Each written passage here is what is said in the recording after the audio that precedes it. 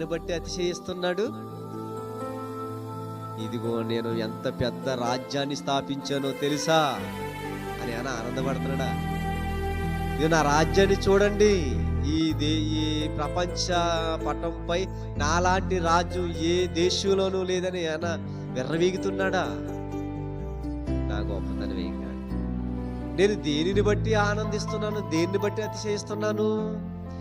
యెహోవాను బట్టి నేను అతిశయిస్తున్నానే తప్ప నా దగ్గర రాజ్యం ఉందని, నా దగ్గర సైన్యం ఉందని, ఆ సైన్యం మహాబలమైనదని, ఎన్నో రథాలున్నాయని, ఎన్నో గుర్రాలున్నాయని, ఎంతో బంగారం ఉన్నదని, ఎన్నో సిరి సంపదలున్నాయని అతను అతిశయించటం లే.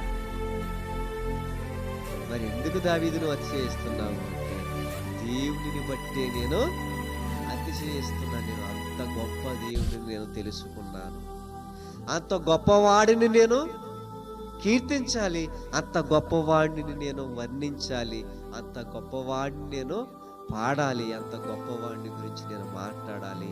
ఈ సమయంలో నా సమయాన్ని ఆయన కొరకే నేను ఖర్చు పెడుతున్నాను. ఇదిగో మీ దగ్గర ఉన్న ₹1,00,000 ఇచ్చి ఎలా ఖర్చు పెడుతున్నారు అంటే, మీకు నచ్చిన విధంగా ఖర్చు పెడతారు.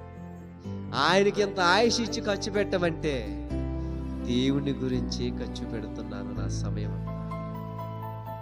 మీకు ఇచ్చాడు కదా కాలం అనే ఆయుష్. ఈ ఆయుష్ మీరు ఎలా ఖర్చు పెడుతున్నారు అని అడిగితే ఏమంటారు? అంతా దేవుడి కోసమే ఖర్చు పెడుతున్నారా? ఈ కాలాన్ని కొంత ఖర్చు పెడుతున్నారు. గొప్పవారి, లోకంలో ఉన్న వారి కంటే మీరు గొప్పవారి ప్రేమలు. అందువల్ల దావీదు గారి ప్రతి క్షణాన్ని, ప్రతి దినాన్ని, ప్రతి ఒక్క కాలాన్ని దేవుని కొరకు ఖర్చు పెడుతూ వస్తున్నాడు. ఆయన కీర్తిని, ఆయన నామాన్ని ఘనపరుస్తూ వస్తున్నాడు. ప్రేమల ఏమండి? దీనులు దానిని విని సంతోషించెదరు. ఎవరు? దీనులు అది విని సంతోషిస్తున్నారట. ఇది మహాసింహాసనం మీద కూర్చున్న రాజు దేవుడంటే భక్తి కలిగి, దేవుడంటే వినయం కలిగి ప్రతి క్షణం ఆయన గురించే మాట్లాడుతున్నాడు, ప్రతి క్షణం ఆయన గురించే పాటలు పాడుతున్నాడు, ప్రతి దినము ఆయన కీర్తి సమాజం పట్ల ప్రకటిస్తూ ఉన్నాడు అని ఈయన జీవితాన్ని చూసిన దీనులు ఏమైపోతున్నారట? ఏం చేస్తున్నారట? దానిని విని అన్నాడు. చూడండి, ఎవరు చెబుతుంటే వింటున్నారు ఈ దీనులు? దానిని విని అని ఉందా? విననే కదా ఉంది. దానిని విని దీనులు సంతోషిస్తున్నారట. దేవుడు ఎంత గొప్పవాడా, ఇది దేవుడు ఇంత ఉన్నతుడా, దేవుడు ఇంత గొప్పవాడా అని ఏమైపోతున్నారు? దీనులు సంతోషిస్తున్నారు. ప్రేమైన దేవుడు అలారండి, మీ సంతోషం ఇంకా అధికంగానే వాడిని. ఎందుకో తెలుసా? మీరు నమ్ముకున్న దేవుడు సామాన్యుడు కాదు. ఆయన మీకు ఇవ్వబోతున్నవి సామాన్యమైనవి కాదు. అర్థమవుతుందండి? దేవుడు మీకు ఇవ్వబోతున్నవి, దేవుడు మీకు చెయ్యాలనుకుంటున్నవి, అంత గొప్పవాడిని మీరు కలిగి ఉన్నారంటే మీరు సామాన్యులు కాదు బాబు. ఇప్పుడు ఎక్కడో పాలన చేస్తున్న సీఎం గారు ఫోన్ చేసి, నువ్వు నిజంగా నాకు చాలా గొప్ప వ్యక్తివి, ఇంతకాలం నిన్ను నేను చూడలేదు, నిజంగా నిన్ను ఇంతకాలం మిస్ అయిపోయాను, నేను ఉదయం వచ్చి నిన్ను కలవబోతున్నానని ఫోన్ చేయడానికి రాత్రి మీకు సీఎం ఏంటి, నాకు ఫోన్ చేయడం ఏంటి, ఉదయం వచ్చి నన్ను కలవడం ఏంటి? ఎంత ఆనందపడిపోతారు మీరు? పడతారా? పడరా?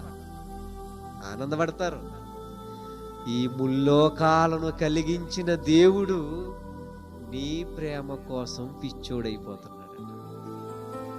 ఆకాశ మహాకాశాలను కలిగించిన వాడు, పరలోకమందున్న దేవుడు ఇదిగో నీ ప్రేమ పొందుకోవటానికి, నీ ప్రేమ పొందుకోవడానికి ఏమైపోతున్నాడో తెలుసా?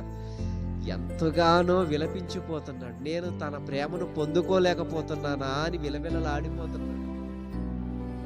నేను ఎప్పుడన్నా ఆలోచించారా మీరు ఇలాగా? మీకు తెలుసు కదా, మీరు ఎవరినైనా బహుగా ఇష్టపడినప్పుడు ఎంత ఎక్కువగా మీరు ఇష్టపడతారు. పరలోకమందున్న కన్న తండ్రి మిమ్మల్ని ఎంత ఇష్టపడుతున్నాడో చెబుతున్నాను ప్రియులారా. మీ ప్రేమ పొందుకోవడానికి ఆయన ఎంతగా దిగిపోయాడో మీకు తెలుసా? నీ హృదయాన్ని గెలుచుకోవడానికి ఆయన ఎంతగా అల్లాడిపోతున్నాడో తెలుసా? ఈ విషయం వింటున్నప్పుడు దేవుడేంటి, నన్ను ప్రేమించడం ఏంటి, నన్ను ఇష్టపడటం ఏంటి, నా కోసం తన ఇష్టాల్ని చంపుకోవటం ఏంటి? యేసుక్రీస్తు ఎవరు? దేవుని ప్రియమైన కుమారుడు. ఎవరి కోసం చంపేశాడు? మన కోసం కదా, పాపులమైన మన గురించి కదా. తన ప్రాణమైన వాడిని బలి ఇచ్చి మిమ్మల్ని ప్రేమిస్తున్నాడు. నమ్మరా మీరు? అండి, మీరెంతగానో ఇష్టపడిన వస్తువు పోతేనే అల్లాడిపోయి బెంగ పెట్టుకుని బాధపడిపోయి భోజనం తిన్నమ్మా అనేసి అల్లాడిపోతారు. అంతేనా కదా? యేసుక్రీస్తు వారు ప్రార్థనలో అడుగుతుంటాడు, తండ్రి తండ్రి, నీ వేళ నా చెయ్యి విడిచితివి, ఎందుకయ్యా నన్ను వదిలేసావు అని బాధపడుతుంటే దేవుడు పట్టించుకోడు. అక్కడ ఎవరిని పట్టించుకున్నాడో తెలుసా? యేసుక్రీస్తు వారు ప్రార్థన చేస్తుంటే పట్టించుకున్నాడు. అక్కడ క్రీస్తును పట్టించుకుని ఆ శిలువ మరణం నుంచి తప్పిస్తే నీవేమైపోతావు తెలుసా? పాపపు మరణంలో నుంచి, బంధకాలలో నుంచి పాతాళానికి. నిన్ను ప్రేమించి నీ కొరకు తన ప్రియ కుమారుణ్ణి బలిగావించాడు. అంటే ఎంతగా ప్రేమించాడు, ఎంతగానో ప్రేమించాడు. ఇవన్నీ, ఈ కీర్తి, ఈ ప్రభావాలన్నీ అన్న దీనిలో ఏమైపోతున్నారు తెలుసా? సంతోషిస్తున్నారు. ఎంతగా ప్రేమించి దేవుడు ఎక్కడండి ఉండేది? ఎంతగా ఆదరించేవాడు ఎక్కడండి ఉండేది? ఎవరండి ఎంత ప్రేమ చూపేది? ఎవరు ప్రేమను దేవుడు వాళ్ళ ఎంతగా నేను నీపై శ్రద్ధ చూపించాను. మోసం లేదు, దగా లేదు, కుట్ర లేదు, కుతంత్రాలు లేవు. నిస్వార్థ పూరితమైన ప్రేమను చూపిస్తున్న ఆయన ప్రేమను పొందుకోవడానికి ఏమైపోవాలి? సంతోషించాలి. దావీదు గారు అదే చేస్తున్నారు. నేను ఎల్లప్పుడూ ఆయనను స్తుతిస్తాను. ఎందుకో తెలుసా? ఆయన అంత ప్రేమను నాపై చూపిస్తున్నాడు. ఆయన ఒక్కడి మీద చూపించాడా? అతను ఒకడి మీద చూపించాడండి. నీ మీద, నీ మీద, నీ మీద, నీ మీద, అందరి మీద ఆయన ప్రేమను చూపిస్తూనే ఉన్నాడు. అందరి మీద ఆయన ప్రేమను చూపుతూనే ఉన్నాడు.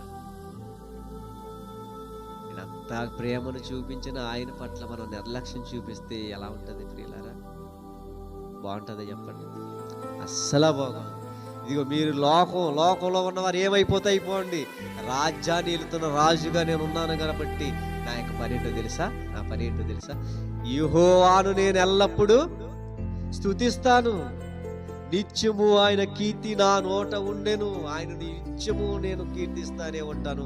నా నోటితో నేను ఆయన స్తుతిస్తూనే ఉంటాను. స్తుతి చేయు విధములో పాటులి, స్తుతి చేసే విధానంలో ఉన్నటువంటి మెలకువలివి మన జీవితంలో అవలంబించగలిగితే దేవుడు నీ ప్రేమకు ముక్తుడైపోతాడు. నీ దగ్గరికి దిగొచ్చేస్తాడు. అర్థమవుతుందా? దేవుడిని ఎరగని వారిగా ఒకరు బ్రతికి ఉంటే, దేవుడి గురించి తెలుసుకోని వారిగా ఒకవేళ మీరుంటే, దేవుని సాంగత్యము, దేవుని స్నేహం మీరు ఎరగని వారిగా మీరుంటే, ఇలా అవలంబించి చూడండి. దేవుడి ప్రేమ, దేవుని దయ, దేవుని కరుణ ఎలా ఉంటుందో మీరు రుచి చూస్తారు.